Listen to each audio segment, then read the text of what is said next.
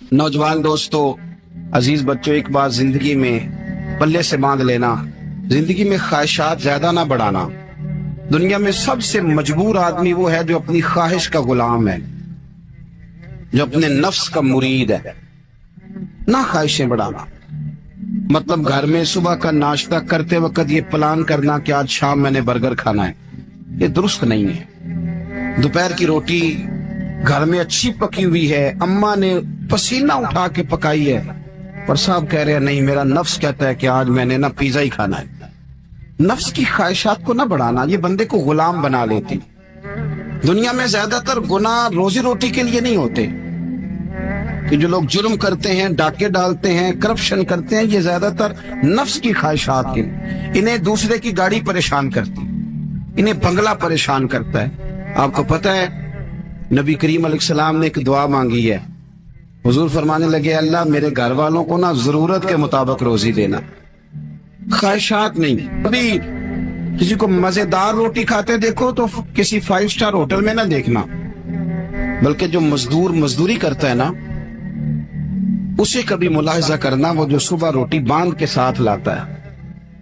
2 रोटियां जब वो लाता है तो रोटियों के बीच अचार होता है, और दोपहर का जब वक्त ढलता है तो साहब वो अचार ज्यादातर पौने को लग जाता है कपड़े को, और मजदूर के कपड़े भी मैले कुचैले होते हैं। वो जो होटलों में जाकर रोटी खाते हैं तो वो ढब से बिस्मिल्लाह नहीं पढ़ते, वो ढब से शुक्र अदा नहीं करते, उनको तो किसी को पाल्टी डाली होती है, वो खा रहे होते। मजदूर जब वो खाना खाने लगता है ना मेरे अजीज, तो वो पहले हाथ धोता है, फिर किसी से उधार गिलास लेके पानी भरता है, और फिर वो जब बैठ के वो रोटी खा रहा होता है ना, तो लगता है दुनिया का सबसे मजेदार खाना यही खा रहा है। और फिर जब उसको लफ्ज भी सही नहीं आते कि शुक्रिया कैसे अदा करना है, खाने के बाद की दुआ भी पूरी नहीं आती, पर जब वो 2 रोटियां खा के आसमान की तरफ देखता है तो उसकी आंखों की रोशनी बताती है कि इसने रिज़्क़ हलाल खाया है, और जो खाया है उस पर अपने रब का शुक्र भी अदा किया है। ख्वाहिशात को वसी न करो, वसी न करो ख्वाहिशात को कभी भी जिंदगी में। डॉक्टर इकबाल के बेटे ने खत लिखा था इकबाल को कि अब्बा जी आप तो लंदन में हैं, तो मुझे कुछ फीस देनी है, तो अगर इजाजत दें तो मैं किसी से उधार ले लूं। आप ना माँ और बाप को कभी कभी कटहरे में खड़ा कर देते हो जब कहते हो कि पिकनिक जा रही है मरी, जहां से मर्जी उधार लेके दो। आपको पता है फिर आपका बाप बेचारा क्या करता है, किसी के सामने हाथ फैलाना पड़ता है तो बड़ी कमजोरी होती है। वो जब एडवांस मांगता है ना जाके फैक्ट्री के मालिक से, तो मेरे बेटे को सैर को जाना है, यानी तेरे नफ्स की ख्वाहिश है, और वालिद की गर्दन झुक गई, ये कितनी तकलीफ की बात। कोई ऐसी ख्वाहिश जिंदगी में पैदा न करो जो माँ बाप को, असातिज़ा को और दीगर को तकलीफ में मुब्तला कभी भी। इकबाल के बेटे ने कहा कुछ उधार ले लूं, मेरी जरूरत है, तो अल्लामा इकबाल ने जावेद के नाम पूरी नज़म लिख भेजी, दियारे इश्क में अपना मकाम पैदा कर, नया जमाना नए सुबह शाम पैदा कर, खुदा अगर दिले फितरत शनास करे अता तुझको, सुकूते लाला और गुल से कलाम पैदा कर। और कहने लगे मेरा तरीक अमीरी नहीं फकीरी है, बेटे खुद ही न बेच गरीबी में नाम पैदा कर। नफ्सियाती तौर पर हम बड़े डिस्टर्ब इसलिए हैं कि हम बेसुकून रहते हैं जानबूझ के, वजह ही कोई नहीं।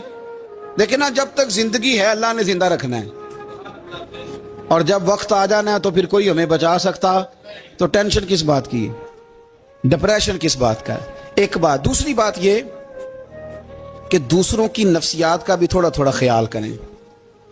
हम पता क्या चाहते हैं, सारे मेरे मुताबिक चलें, फिर नफ्सियाती मसाइल पैदा होते हैं। मेरे साथ अगर 100 बंदा प्यार करता है तो उनके मुतालबे अलग अलग हैं। कोई कहता है जनाब को प्यार ही करना चाहिए, हर एक से मुस्कुरा के मिलना चाहिए। कोई कहता है हजरत साहब इतना भी प्यार करें तो लोग निगल जाते हैं, थोड़ी डंडी पट्टी भी होनी चाहिए। दोनों किस्म के लोग हैं ना जी। एक वो शख्स है जो कहता है इतना बड़ा मजमा है तो 2 सिक्योरिटी गार्ड भी होने चाहिए। तीसरा कहता है जी अजीब अजीब लगता है, एक गार्ड रखे हों किसी बंदे ने, किसी बड़े आदमी। तो ये हर बंदे का मुतालबा। अब आपने क्या करना है, आपने लोगों के मिजाज की रियायत करनी है। जहां तक आप प्यार कर सके आपने करना है, जहां तक मोहब्बत कर सके आपने मोहब्बत नबी पाक ना बच्चों के मिजाज का ख्याल करते, छोटे बच्चों, हुजूर पाक से गुजरते तो फरमाते अस्सलामु अलैकुम। एक बच्चे ने ना हुजूर के कपड़ों पर पेशाब कर दिया था, उसकी मां परेशान हो गई, बुखारी है, या रसूलल्लाह वो बच्चा था पता नहीं चला। तो नबी पाक फरमाने लगे क्या हो गया, वो बच्चा है, अल्लाह ने पानी पैदा किया ना, अभी इस पे पानी बहाएंगे सब ठीक हो जाएगा, वो बच्चा है। लेकिन हाजी साहब घर में बिगड़ जाते हैं, पोता अगर पेशाब कर दे कहते हैं मैं नमाज पढ़नी होती, वो बिगड़ जाते हैं। पीर साहब बिगड़ जाते हैं इस बात पे, अल्लामा साहब बिगड़ जाते हैं, सेठ साहब कहते हैं पता ही नहीं बच्चे ने पेशाब कर दिया है। हुजूर ने फरमाया कि बच्चा बच्चा होता है, वो छोटा है, उसका एक मिजाज है, उसका एक मुतालबा है। अब आप ये कहें कि वो बड़ा मुझे पाक साफ समझता है तो उस रवैये से मेरे साथ वो मुलाकात करे, आप उसके मिजाज की रियायत करेंगे। नबी करीम के गुलाम के बेटे हैं हजरत उसामा बिन जैद, नवासों की बात नहीं सुना रहा, जैद बिन हारसा हुजूर के गुलाम थे, उनके बेटे हैं, छोटी उम्र थी, नाक बह रहा था। वैसे दादाजी नाक साफ कर देते हैं पोते का, हो सकता है वो डांट दें कि चल दौड़ जा कितना गंदा, अम्मा से कहा तेरा नाक साफ करे, चल नलायक, नाना भी कहा चल भाग जा, क्योंकि वो हाजी साहब ने वुजू करना है, नमाज पढ़नी है, तो उनके करीब ये चीज आ गई तो बड़ा मसला बन जाएगा। नबी करीम सल्लल्लाहु अलैहि वसल्लम ने कहा आयशा उसामा की नाक बह रही है, साफ कर दो। हजरत आयशा कहती है मैं जरा उठी को कपड़ा देख लो तो हुजूर जल्दी से उठे। एक रवायत तो यह कि हुजूर ने नाक पूंछ दिया, और दूसरी में कि नबी पाक करीब पहुंच गए। जनाब आयशा कहते हैं मैंने हाथ पकड़ लिया, मैंने कहा हुजूर कपड़ा लेने गई थी, आ गई। कहते मैंने अपने हाथों से उनकी नाक साफ कर दी, रीढ़ साफ